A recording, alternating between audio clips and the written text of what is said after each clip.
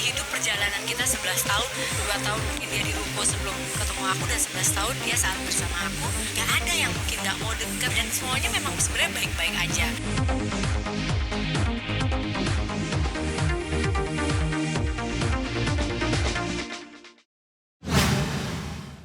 Gimana kondisinya sekarang? Kayak videoan udah Kakak makin cabi makin lucu kan. dia paling marah tuh kalau aku udah dateng. Dia kan kalau aku paling, Bunda jangan paling cerewet kan. Ih cabi banget sih, Bunda kurus loh gitu. Dia paling kesel kalau aku udah kayak gitu. Jadi dia tuh sering tiba-tiba ke rumah sama abang. Terus kemarin Atta keluar kota, dia main ke rumah seharian.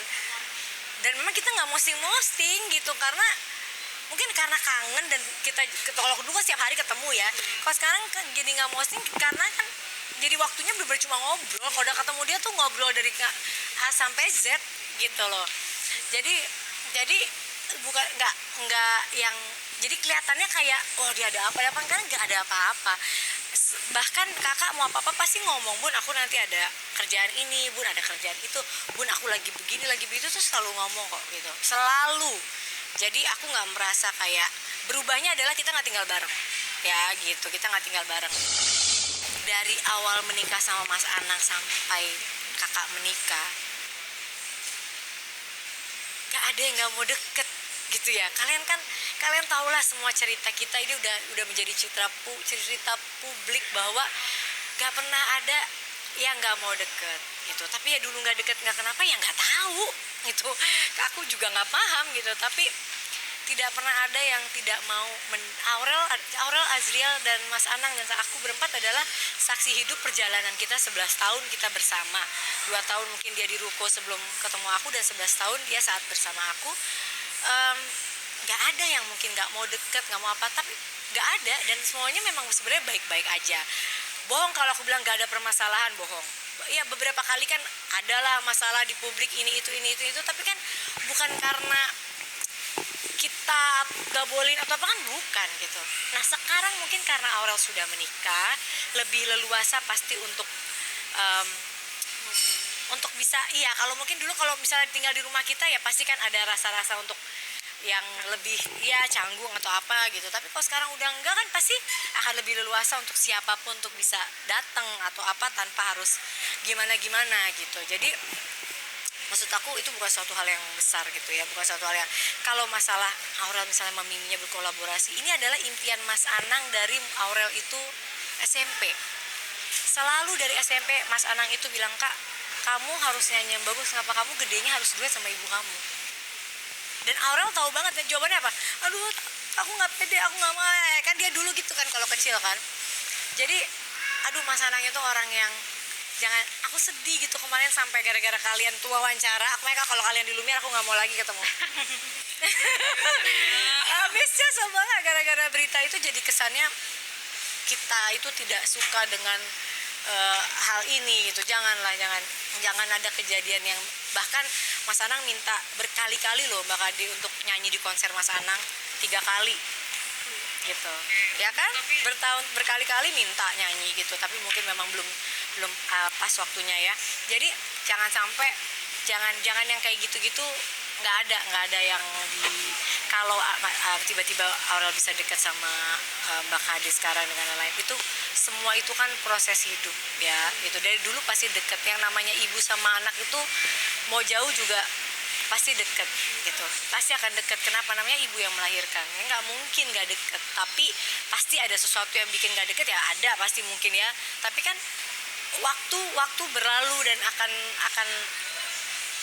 apa ya akan indah pada waktunya ya gitu. Dan aku berharapnya sebenarnya ya bukan hanya Aurel dengan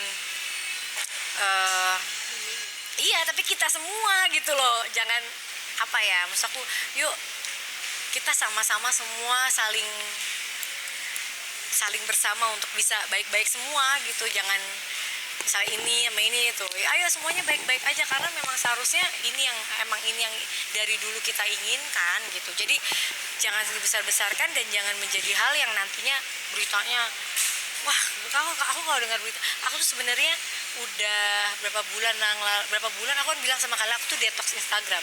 Detox Instagram artinya aku cuma posting story, posting tweet, tapi yang megang Instagramku kan Vindika. Jadi nggak mau baca DM, nggak mau baca yang lain-lain gitu. Baru semenjak 1 minggu ini saya jadi membaca-baca lagi dan wow gitu rasanya kok. Aduh, jadi nggak detox, jadi apa nih, jadi dead gitu, jadi stres gitu. Jadi jangan sih, maksudnya apa ya, ini hal yang sebenarnya udah baik gitu ya, berharapnya lebih dari ini gitu, berharapnya akan lebih dari ini, semuanya bisa baik-baik aja. Jill tuh enggak, jadi Jill tuh selalu bangganya sama aku tuh gini, kalau ibu ke anak, bapak ke anak, ya harus sayang anak-anaknya gitu ya. Saat itu dia melihat, gaya nih bundanya masih muda, nggak jelek-jelek amat kan. Waktu itu aku masih 28 tahun. Terus dia tuh selalu, gak usah ngomong di media, ini sampai hari ini aja dia tuh kalau lagi dekat aku, bunda, pipi kan udah segini, bunda tuh masih segini, sekarang bunda lagi, pas aku baru-baru langsing, ini sebulan 3 minggu yang lalu, aku lagi, enggak, tadinya kan aku naik banget kan, terus aku lagi langsing, dia tuh suka ngeliatin gitu, kenapa sih Jel, ini langsingin diri ada apa sih katanya, kenapa maksudnya, aku bilang, ya aku takut aja, nanti bunda udah langsing, pipi kan sekarang udah mulai umur katanya. Jadi di otaknya tuh itu aja, jadi dia tuh kayak bilang, iya waktu itu bunda tuh masih umur 28 tahun, bukan nggak pernah punya anak, tiba-tiba ngurusin kita, itu tuh dia banggakan banget. Dan emang kenapa gitu kan, itu suatu hal yang baik kan gitu. Kalau anak banggain orang tua kandungnya ya wajar. Nah kalau ini anak banggain orang tua yang notabene memang sambung, harusnya kan kalian apa ya, bangga gitu, maksudnya seneng gitu, maksudnya kita bisa sedekat ini gitu. Itu sih. Tapi kadang ini jangan di-cut nih ya, jangan diedit-edit. Bukan gini. Maksudnya aku minta sama kalian, dan nanti kenapa aku minta nggak diedit gini? Aku nggak mau ada, maksudnya kayak kemarin akhirnya suamiku jadi, karena dia sebenarnya dia nggak tahu apa-apa, dia bingung, dia juga sebenarnya ini demi Allah Rasulullah dia tuh nggak pernah baca aja JL itu posting apa, ini aku sampai bersumpah gini yang lucu aja dia nggak pernah baca JL tuh posting apa tuh, dia nggak baca, sampai dia emang JL tuh posting apa sih katanya. Nah karena kalian tanyanya zaman ruko, yang akan dijawab sama dia adalah pembahasan ruko gitu, which is sudah basi juga gitu kan, udah lewat gitu, itu jadinya. Nah makanya daripada kalian juga ngejar aku di Lumiere, aku jawabnya nanti sedikit-sedikit kayak Mas Anang lagi dibuatnya, mending kayak begini kan, kalian dapat cerita fullnya gitu, jadi supaya nggak miskom dan nggak ada kata-kata yang nanti ini begini, janganlah, udahlah kalian, kita lagi PPKM gini, cari narasi, cari judul yang naikin imun, jangan yang nurunin imun, yang ada nanti kamu dosa loh kalau aku sakit loh. Nah kalau aku stres gara-gara kalian ngasih judul macam-macam, dosa loh. Gitu.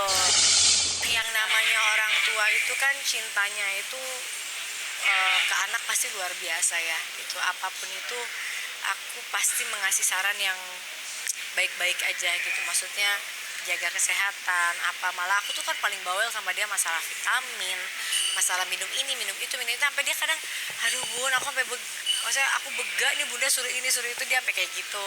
Jadi nggak ada yang nggak, pasti pembahasan kita kalau udah ketemu tuh ya yang kesehatan lah, terus bercanda. Kayak kemarin aja mereka sampai jam 2 pagi di rumah kan, 3 hari yang lalu sampai jam 2. Tadinya katanya abang mau meeting jam 8 jadi nggak bisa lama-lama ya bun, ya tapi tetap kita kalau udah ketemu itu ngobrol bisa sampai pagi gitu. Akhirnya harus jam 1:30 pulang. Tapi Arel pribadi mengurangi kegiatan nggak sih dengan kondisi sekarang? Kondisi apa? Kondisi lagi sehat gitu. Kesehatan sekarang. Kondisi nggak, nah itu tanya ke dia ya. Kayak makanan gitu gimana nih, lagi protek nggak sekarang? Kamu mah nanyanya yang kayak gitu-gitu, nggak mau, nggak tahu. Kabar bahagia bu. Iya, kalau aku juga maunya. Tapi ya gini, yang berhak berkomentar tentang itu mereka berdua lah. Ya aku balik lagi, pokoknya orang tua akan selalu mensupport anak-anak. Tapi pasti terharu lah mbak, namanya anak. Kalau Arsya mungkin ngomong kayak gitu terharu, tapi ya udahlah gitu, anak misalnya aku melahirkan ini anak yang nggak aku lahirkan tapi bisa mencintai aku sebegitu besar, siapa yang gak terharu? Bukan terharu lagi, aku buta haru, bangga. Padahal kalau aku pikir-pikir kayaknya aku juga selama jadi ibu gak yang sempurna banget. Aku ya marah-marah, aku ya galak, aku ya macem-macem. Kok bisa ya dia sayang banget sama aku gitu? Kan itu suatu hal yang kadang nggak ada di nalar aku juga gitu. Tapi ya ini kan semua ini semua tuh rencana Tuhan gitu loh. Kak Jirel sering gak sih ngomong kayak gitu, curhat sama bunda juga tentang Dari dulu coba lihat postingan dia bertahun-tahun, dia sering banget begitu. Kalau mungkin bagi dia, kalau dia memuji orang tua kandungnya itu pasti udah biasa kali kan, itu kan udah nggak mungkin, udah tidak terbantahkan. Tapi kalau dia memuji aku, sosok baru yang ada dalam hidupnya sama 11 tahun ini kan, itu yang membuat dia mungkin mengapresiasi aku sebagai seorang ibu sambung.